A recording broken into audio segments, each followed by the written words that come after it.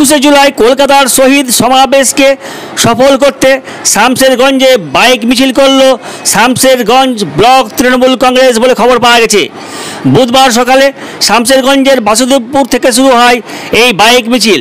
তারপর কাকুরিয়া ডাকবাংলা হয়ে ধুলিয়ান গিয়ে শেষ হয় মিছিল। বাইক মিছিলে কর্মী সমর্থকদের ব্যাপক উপস্থিতি ও উৎসাহ লক্ষ্য করা গেছে। বাইক মিছিলে সামিল ছিলেন শামশেরগঞ্জের বিধায়ক আমিরুল ইসলাম, শামশেরগঞ্জ ব্লক তৃণমূল সভাপতি শহীদুল ইসলাম, জাকির হোসেন, যুবনেতা আসিফ ইকবাল সহ তৃণমূল কংগ্রেসের স্থানীয় নেতৃবৃন্দ বলে জানা গেছে। এদিনের মিছিলে সহস্রাধিক বাইক ছিল বলে জানান দলীয় নেতারা।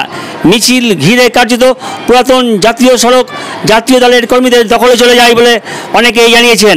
21শে জুলাই যে শহীদ দিবস মমতা ব্যানার্জি ডাক দিয়েছেন, সেই শহীদ সমাবেশকে সফল করার জন্য আমরা ঐতিহাসিক র্যালির ব্যবস্থা করেছিলাম। হাজার হাজার মানুষ এই বাইক মিছিলে অংশগ্রহণ করেছিলেন। আমাদের প্রিয় নেত্রী, বাংলার জননেত্রী মমতা বন্দ্যোপাধ্যায়ের ডাকে 21শে জুলাই শহীদ সমাবেশকে সফল করার জন্য আমাদের নেতা অভিষেক বন্দ্যোপাধ্যায় নির্দেশ দিয়েছিলেন প্রত্যেকটা মানুষের কাছে 21শে জুলাইয়ের তাৎপর্য পৌঁছে দিতে হবে। 21শে জুলাই তৃণমূল কংগ্রেস কেন পালন করে, এর তাৎপর্য কী, সেটা মানুষের কাছে আমরা বিভিন্ন সমাবেশের মাধ্যমে আমরা কিন্তু তুলে ধরছি।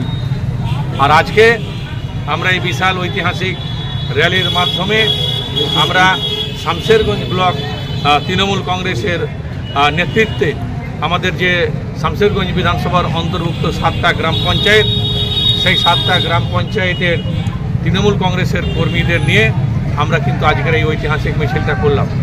আপনারা দেখলেন যে আমরা 9টার সময় এই মিছিলের ডাক দিয়েছিলাম। ধুলিয়ান আসতে 10:15 বেজেছে, 11:15 বেজেছে।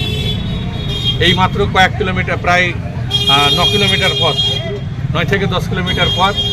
কতটা সময় লাগলো। প্রচুর মানুষ এই মিছিলে স্বতঃস্ফূর্তভাবে অংশগ্রহণ করেছিল। আমরা মমতা ব্যানার্জির হাতকে শক্তিশালী করতে চাই আগামী দিনে এই বিজেপির বিরুদ্ধে লড়াই করার জন্য।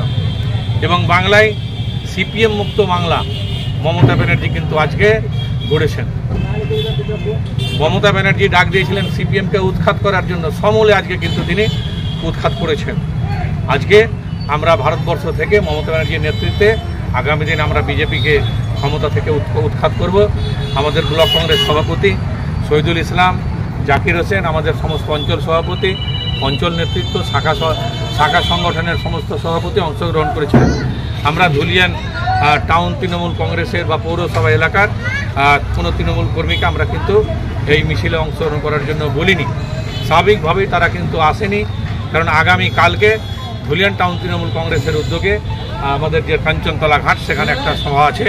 সেই সভা শুধুমাত্র ধুলিয়ান টাউন তৃণমূল কংগ্রেসের নেতৃত্বে উদ্যোগে হবে। এবং আজকে আমরা শামশেরগঞ্জ বিধানসভার যে 7টা জিপি, তার নেতৃত্বে আমাদের এই বিশাল মিছিল হলো।